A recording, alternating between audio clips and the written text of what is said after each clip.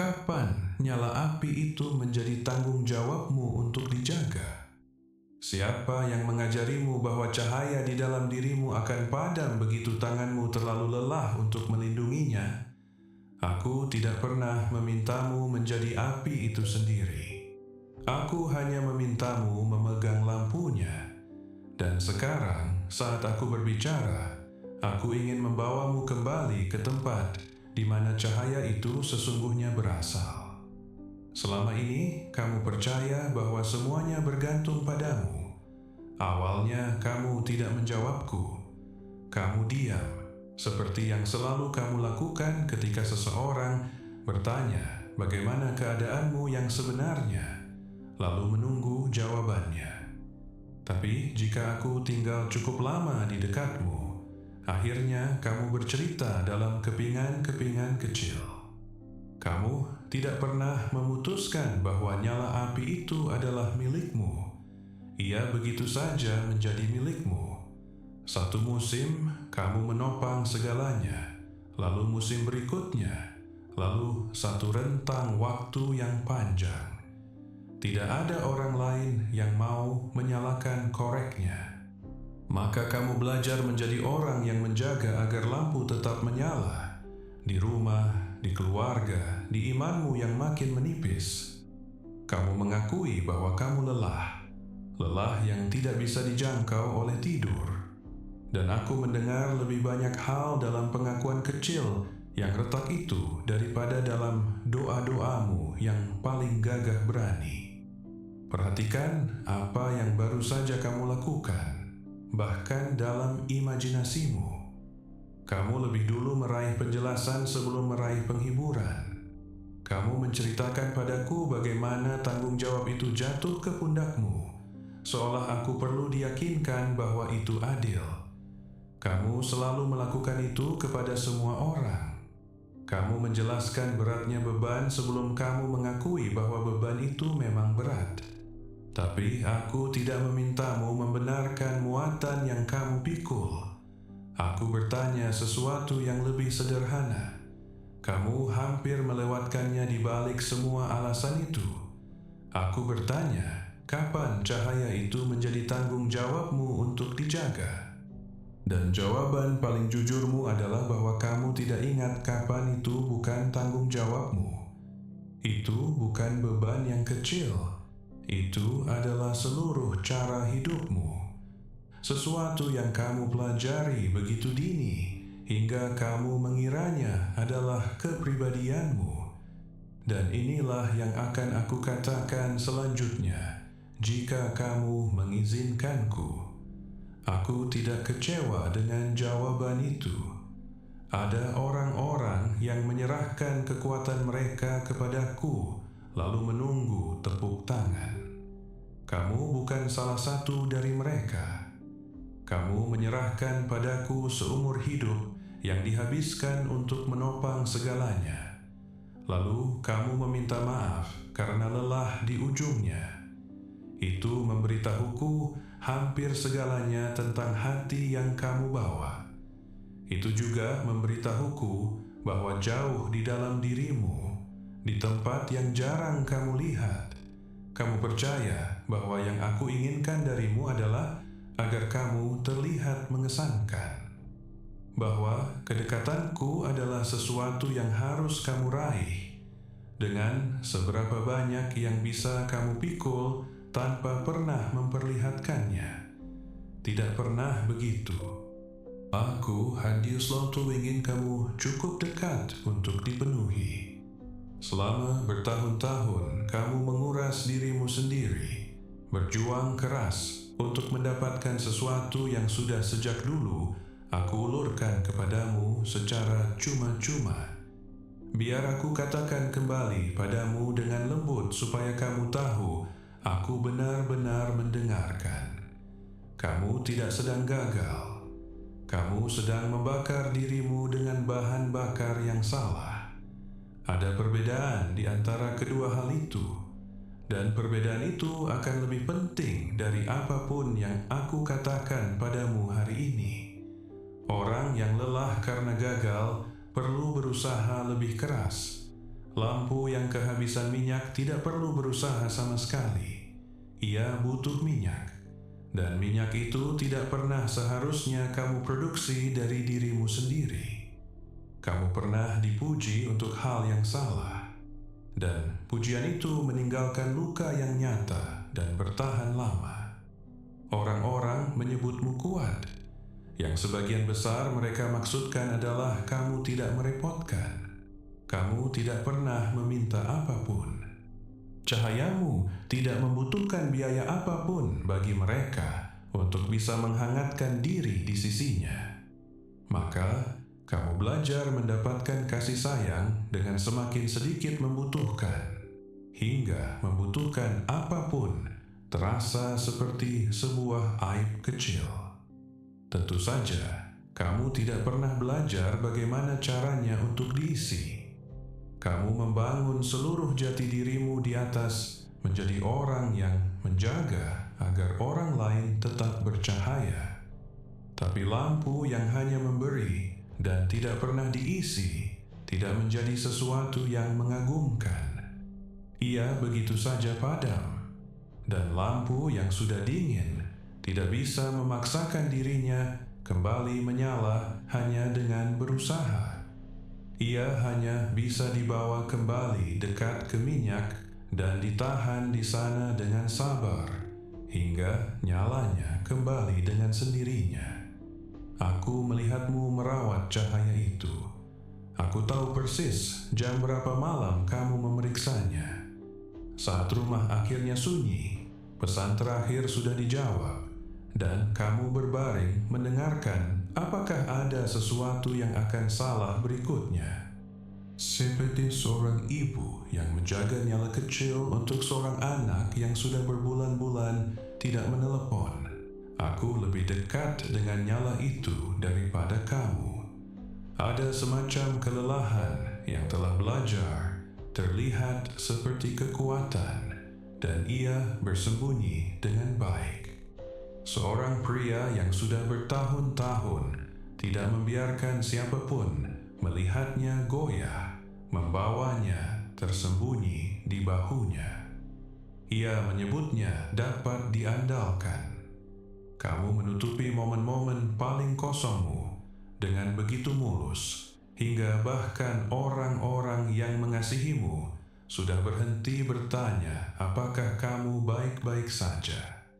Dan mereka yang menghangatkan diri di cahayamu tidak tahu betapa cermatnya kamu menakar nyala itu malam demi malam, agar masih ada yang tersisa untuk membantu semua orang melewati gelapnya.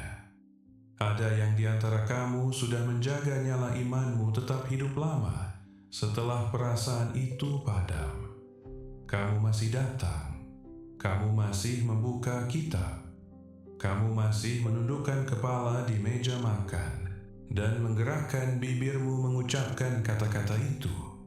Tapi dalam hatimu, kamu sudah bertanya-tanya berapa lama seseorang bisa menjaga api tetap hidup hanya dengan disiplin, tanpa ada kehangatan yang mengalir balik.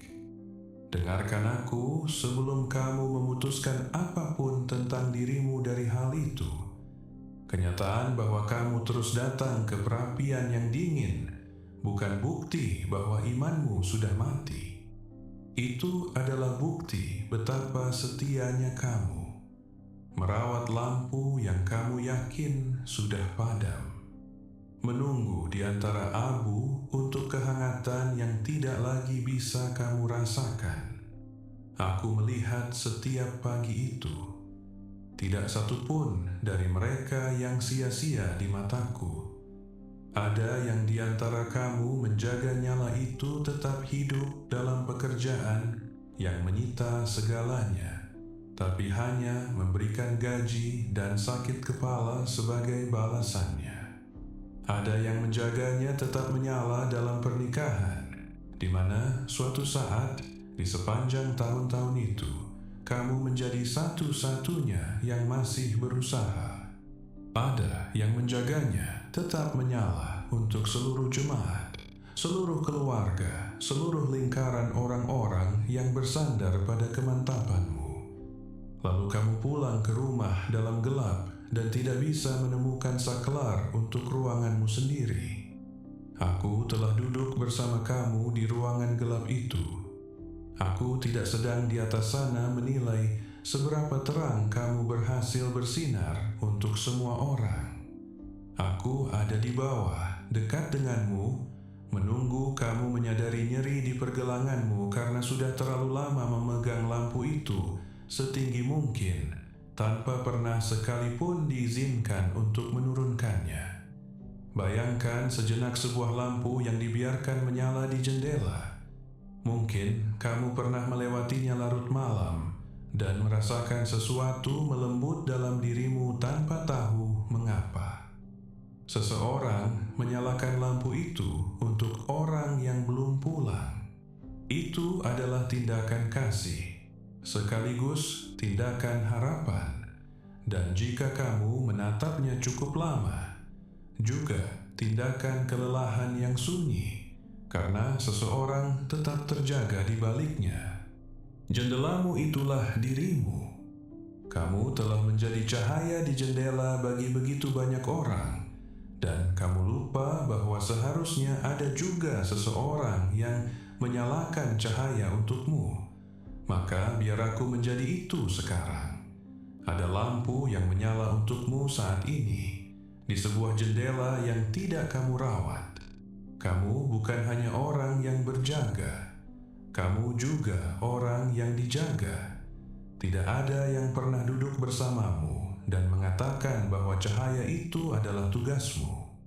Kamu menyimpulkannya sendiri, dengan cara hati-hati seperti seseorang yang ketakutan menyusun aturan untuk menjaga dirinya tetap aman. Suatu saat di tahun-tahun yang lebih muda, nyala itu hampir padam dan tidak ada yang datang. Tidak ada yang memperhatikan.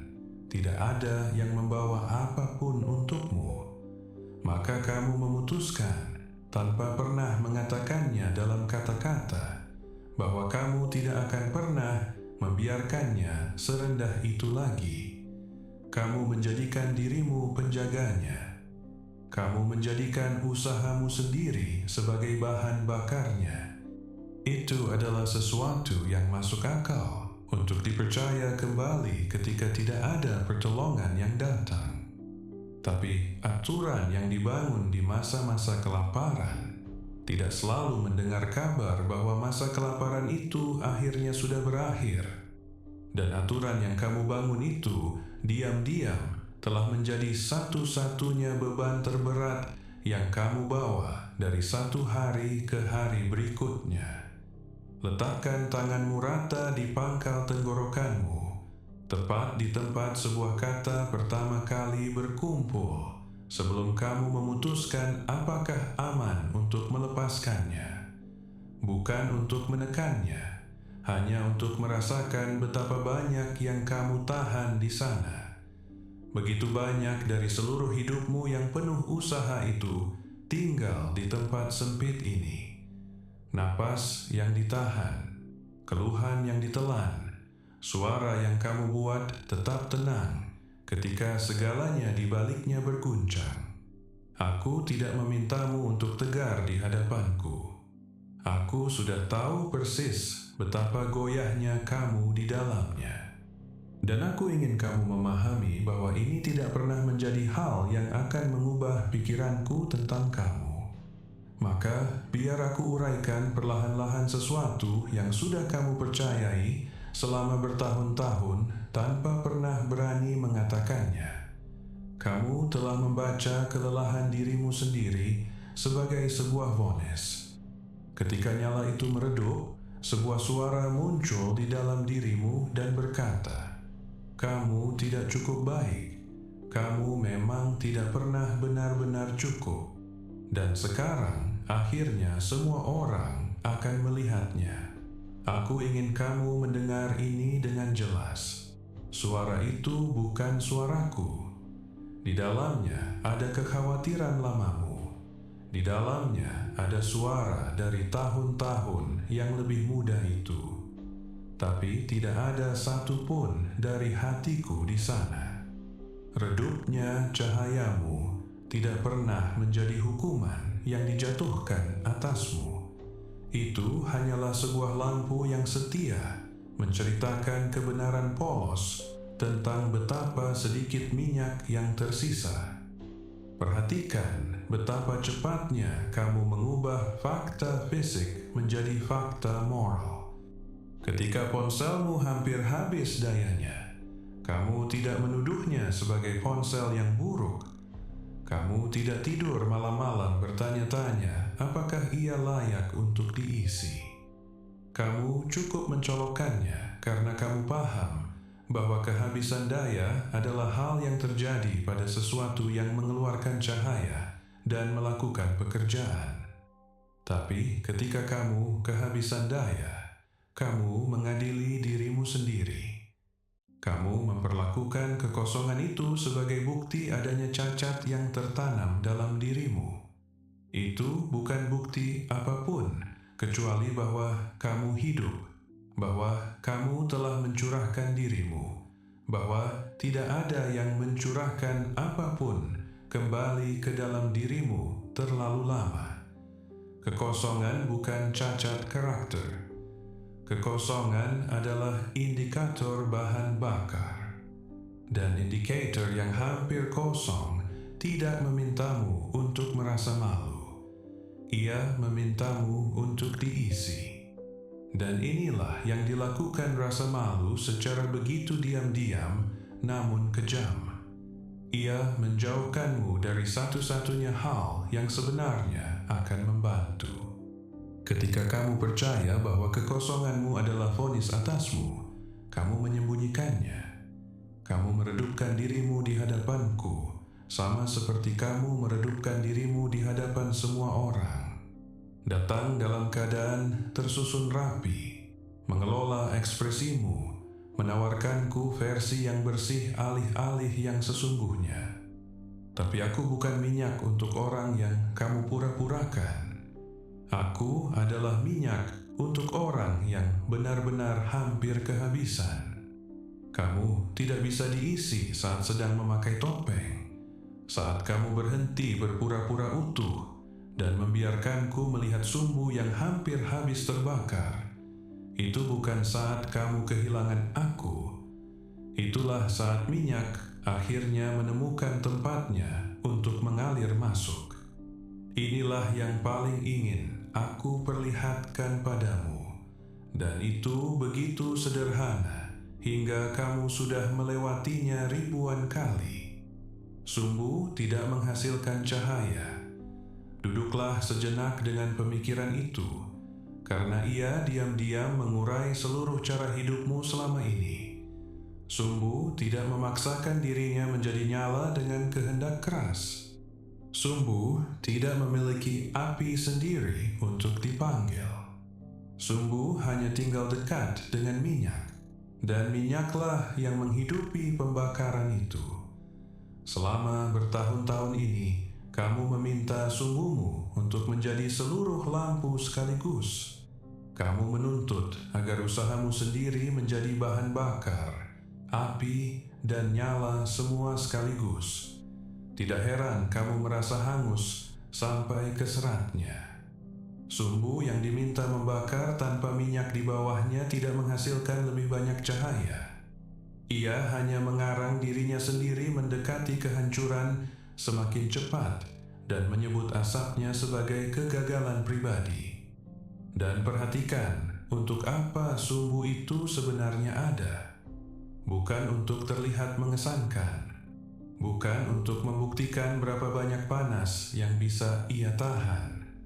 Sumbu hanyalah tempat di mana minyak dan api diizinkan untuk bertemu. Itulah seluruh panggilannya. Untuk tetap terendam minyak, tetap dekat dengan sumber, menjadi titik pertemuan dan bukan sumber itu sendiri. Kamu diciptakan untuk menjadi titik pertemuan antara rohku dan dunia yang menyaksikan. Bukan tungku, bukan gudang bahan bakar, melainkan titik sederhana yang biasa di mana cahayaku menyentuh bumi dan menjadi terlihat oleh orang-orang di sekitarmu. Kamu telah berusaha menjadi sumber. Aku menciptakanmu untuk menjadi sumbu, dan ada lebih banyak martabat dalam itu daripada yang pernah kamu izinkan dirimu untuk percayai. Dahulu kala, aku memberikan satu bangsa sebuah lampu yang dimaksudkan untuk tetap menyala dan tidak pernah padam. Dan aku sangat disengaja tentang dari mana cahayanya diizinkan berasal. Minyak untuk lampu itu tidak pernah dibuat oleh lampu itu sendiri. Minyak itu diperas dari zaitun yang tumbuh di ladang yang tidak pernah dilihat oleh lampu itu, dimurnikan dan dibawa dari luar oleh tangan-tangan yang sama sekali bukan milik nyala api itu. Pagi demi pagi minyak itu dibawa dan dituangkan, agar cahaya bisa terus menyala dengan stabil sepanjang malam, tanpa pernah sekalipun bergantung pada dirinya sendiri untuk tetap menyala. Aku merancang seluruh tatanan itu untuk mengajarkan satu pelajaran, bahkan sebelum ada kata-kata untuk menjelaskannya. Cahaya yang benar-benar bertahan selalu diberi makan dari tempat lain selain orang yang memegangnya. Dan kemudian kepada seorang pria yang kelelahan sampai ke tulang di musim yang sangat melemahkan semangatnya, aku mengubah pelajaran itu menjadi gambaran yang tidak akan pernah bisa ia lupakan. Bangsanya sedang mencoba membangun kembali sesuatu yang kudus dari ladang reruntuhan. Mereka sudah terkuras habis dan pekerjaan di hadapan mereka jauh terlalu besar bagi segelintir tangan yang tersisa. Maka aku membiarkan ia melihat sebuah kaki dian dari emas murni, menyala penuh dan terang, dan di kedua sisinya dua pohon zaitun yang condong mendekat, mengalirkan minyaknya langsung ke dalam mangkuk, sepenuhnya dengan sendirinya. Tidak ada yang berlari-lari mencari bahan bakar tambahan. Tidak ada yang berjuang keras untuk menjaga nyala itu tetap hidup. Cahaya itu hanya menyala, stabil dan tenang, karena pasokan yang mengalir ke dalamnya tidak pernah sekalipun berhenti. Ia memandang semua itu dan tidak mengerti. Persis seperti cara kamu memandang hidupmu sendiri dan tidak mengerti bagaimana semuanya seharusnya bekerja. Maka ia bertanya apa artinya, dan kamu bisa mendengar jawaban yang aku berikan seolah aku mengatakannya langsung kepadamu, karena memang begitulah adanya. Inilah yang aku katakan. Zakharia pasal 4 ayat 6. Bukan dengan keperkasaan dan bukan dengan kekuatan, melainkan dengan Rohku, firman Tuhan semesta alam. Bacalah perlahan, karena setiap kata di dalamnya dipilih untuk mengangkat sesuatu dari punggungmu. Bukan dengan keperkasaan, bukan dengan seberapa keras kamu mau mendorong, bukan dengan kekuatan, bukan dengan seberapa banyak yang bisa kamu genggam dan pertahankan sendiri sebelum sesuatu patah, melainkan dengan Rohku. Minyak di dalam lampu emas itu selalu adalah Rohku yang dituangkan olehku, menjaga cahaya tetap menyala, yang tidak pernah bisa dipertahankan oleh usaha manusia sendiri. Sekarang, lihatlah kembali pertanyaan pertama yang aku ajukan kepadamu. Kapan nyala api itu menjadi tanggung jawabmu untuk dijaga? Inilah akhirnya jawabannya. Tidak pernah. Itu tidak pernah menjadi apimu untuk dijaga sejak awal. Cahaya di dalam dirimu telah diberi makan oleh Rohku sejak hari pertama ia pernah dinyalakan. Dan ia tidak meredup karena kamu gagal memenuhi suatu standar. Ia meredup karena kamu telah menghabiskan seluruh kekuatanmu mencoba menjadi minyaknya. Dan menjadi minyak tidak pernah sekalipun menjadi tugasmu. Biarkan itu jatuh tepat di tempat yang sakit, karena kesitulah ia ditujukan.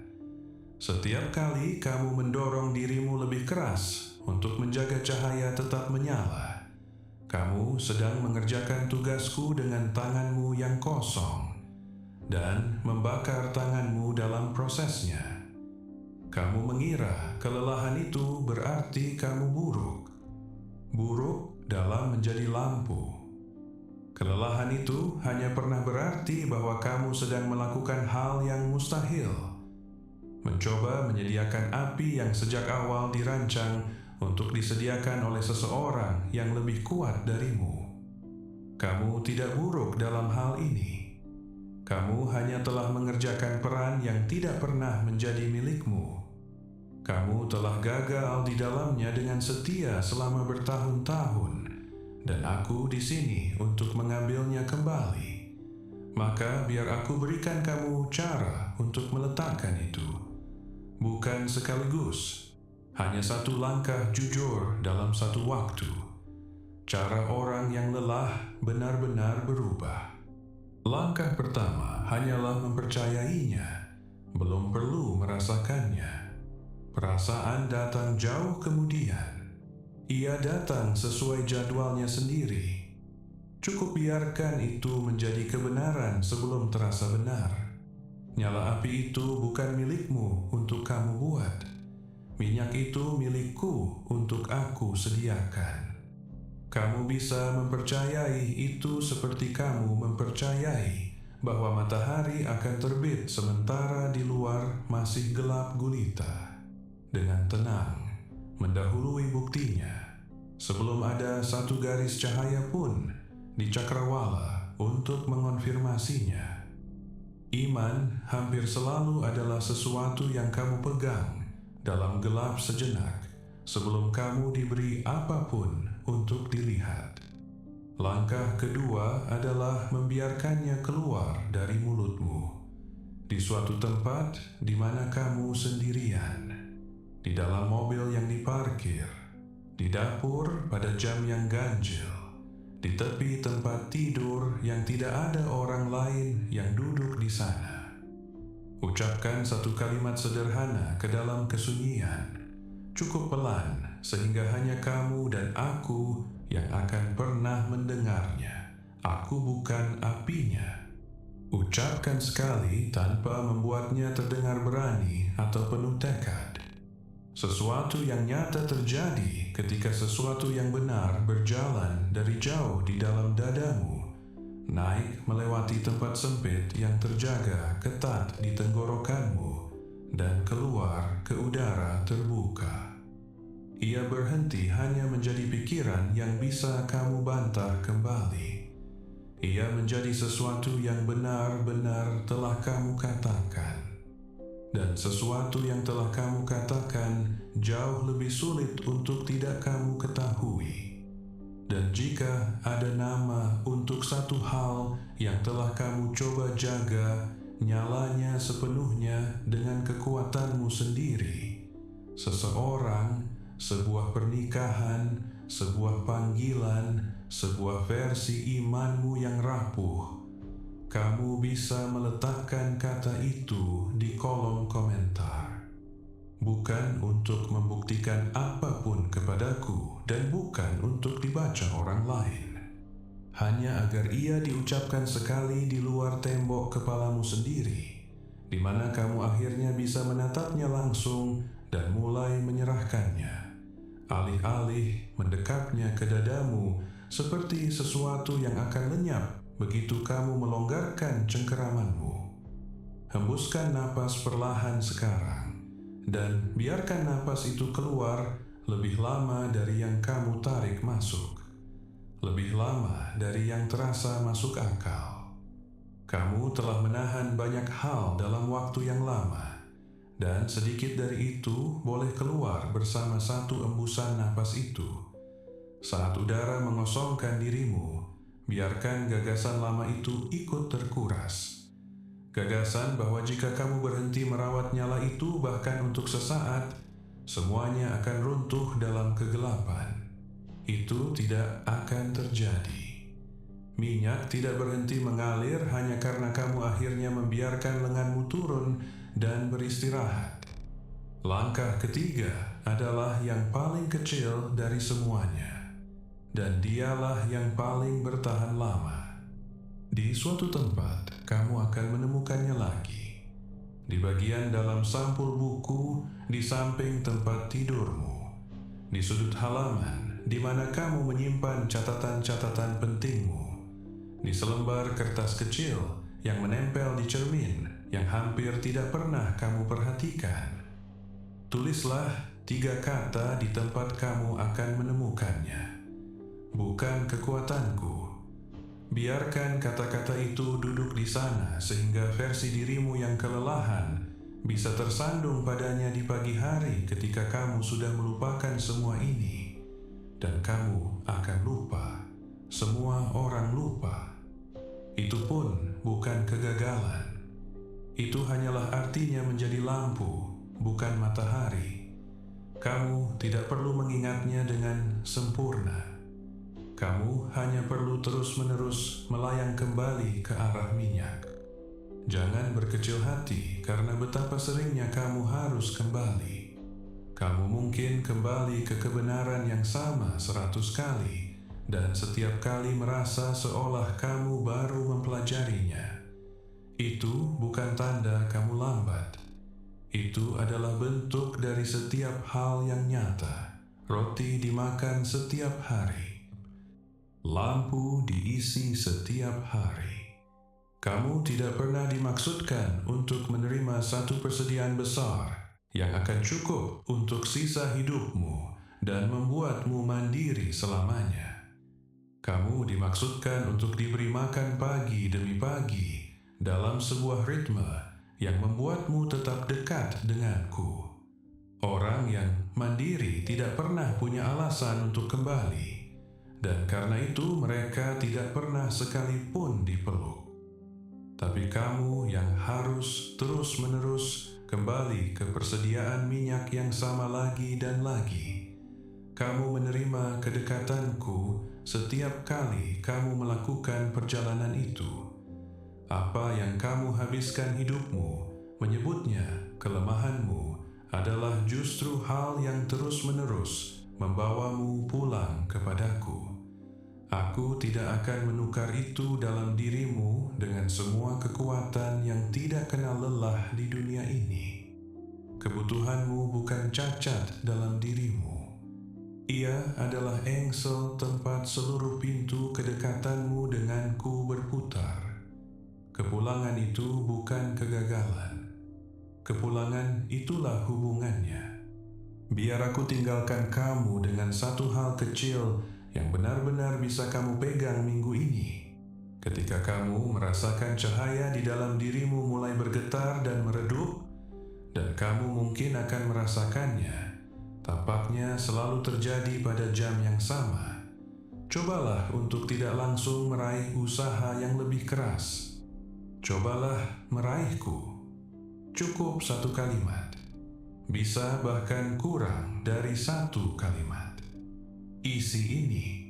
Itu saja yang perlu ada. Kamu mungkin tidak merasakan aliran kekuatan yang segar pada kali pertama atau kali kelima. Tapi suatu saat sekitar kali ke-20, kamu menolak untuk memaksa nyala yang sudah habis untuk membakar lebih keras, dan kamu cukup meminta untuk diisi. Kamu akan menyadari sesuatu. Cahaya itu tetap menyala, dan itu tidak menghabiskan biaya sebanyak yang pernah kamu bayarkan untuk menjaganya tetap menyala sebelumnya. Dan perhatikan apa yang kebiasaan kecil itu lakukan pada orang-orang di sekitarmu dari waktu ke waktu. Orang-orang yang bersandar pada cahayamu sebenarnya tidak terbantu oleh kelelahanmu. Betapapun besar pun kamu memberitahu dirimu sendiri bahwa penderitaanmu adalah harga dari mengasihi mereka dengan baik. Mereka dibantu oleh cahayanya sendiri.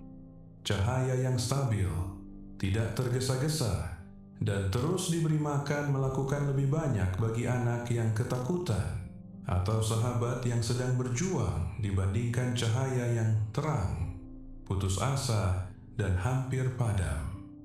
Ketika kamu membiarkanku menyuplaimu, kamu tidak mengasihi orang-orang di sekitarmu dengan lebih sedikit. Kamu mengasihi mereka dari sesuatu yang tidak akan runtuh. Kamu menjadi kehangatan yang bisa mereka dekati tanpa takut mereka sedang mengambil bagian terakhirmu. Karena memang mereka tidak lagi mengambil bagian terakhirmu. Akan tetap ada musim-musim yang berat. Aku tidak menjanjikanmu kehidupan di mana angin tidak pernah mencapai nyala api itu. Yang aku janjikan adalah bahwa persediaan tidak bergantung pada cuaca. Di hari-hari ketika pekerjaan itu berat dan ruangan itu dingin dan tidak ada sesuatu pun dalam dirimu yang terasa kudus sama sekali, minyak itu masih dalam perjalanan menujumu. Kamu tidak akan selalu merasakannya tiba. Perasaan tidak pernah menjadi mekanismenya dan tidak perlu begitu. Orang-orang yang kelelahan yang berdiri di ladang reruntuhan itu tidak merasakan kedua pohon itu menuangkan apapun ke dalam lampu. Mereka hanya menemukan pagi yang melelahkan demi pagi yang melelahkan, bahwa cahaya itu entah bagaimana masih menyala. Itulah yang aku ulurkan kepadamu. Bukan sensasi kekuatan yang terus-menerus mengalir melewatimu, melainkan cahaya yang stabil, yang terus menyala tepat di musim-musim yang sudah terlanjur disumpah oleh perasaanmu sendiri bahwa ia tidak mungkin bisa bertahan. Aku ingin kamu membayangkan sejenak seperti apa hidupmu mulai terlihat begitu kamu berhenti mencampur adukan kelelahan dengan nilai dirimu. Lampu itu tetap menyala. Orang-orang yang kamu kasihi masih menemukan jalan mereka lewat cahayamu. Tapi kamu tidak lagi mencakar bahan bakar dari tubuhmu sendiri untuk menjaganya tetap hidup. Kamu perlahan-lahan menjadi seseorang yang dipikul, bahkan saat mereka memikul orang lain. Kamu mulai memberi dari persediaan yang tidak berkurang, karena persediaan itu tidak pernah keluar darimu sejak awal. Itu bukan kelemahan dan tidak pernah begitu. Itu adalah rancangannya. Itulah cara persis aku membangun cahaya itu untuk bekerja sejak awal, jauh sebelum siapapun pernah mengajarimu melakukannya, dengan cara yang brutal, kesepian, dan membuat tanganmu kram. Hal paling bercahaya tentangmu tidak pernah adalah besarnya usahamu. Itu adalah minyak yang tidak kamu sadari sedang diberikan kepadamu dengan diam-diam, hari demi hari yang biasa. Di pagi-pagimu yang terkuat, ketika kamu merasa hampir mampu, kemantapan itu adalah aku. Di malam-malam ketika kamu yakin kamu akhirnya telah benar-benar gagal, itu juga aku. Menjaga nyala yang lemah tetap hidup dalam kegelapan, sementara kamu tidur, agar masih ada sesuatu yang menyala ketika kamu membuka matamu. Kamu tidak pernah sekalipun menyalakan dirimu sendiri. Tidak satu hari pun sepanjang hidupmu.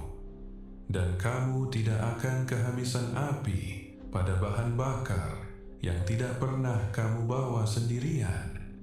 Maka biarkan aku bertanya satu kali lagi sekarang, setelah kamu mendengar semuanya. Milik siapa sebenarnya nyala api itu?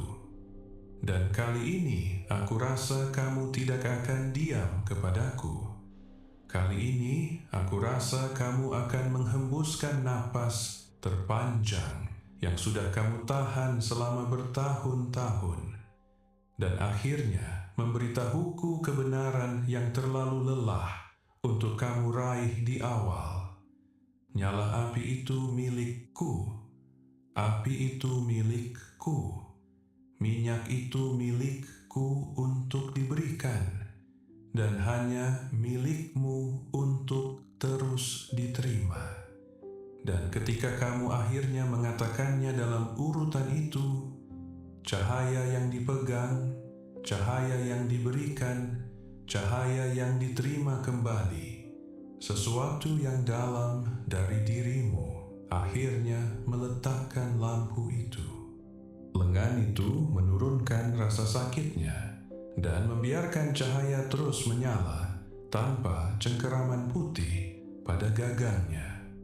Beristirahatlah di sini bersamaku sejenak.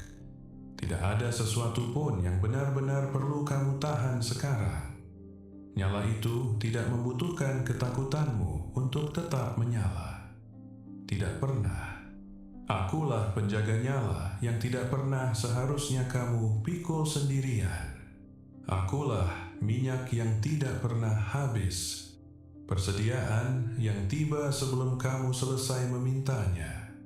Sandarkan seluruh beban cahayamu yang bergetar itu kepadaku, dan biarkan aku menjadi apa yang diam-diam telah menopangnya sepanjang waktu. Amin. Kapan nyala api itu menjadi tanggung jawabmu untuk dijaga? Siapa yang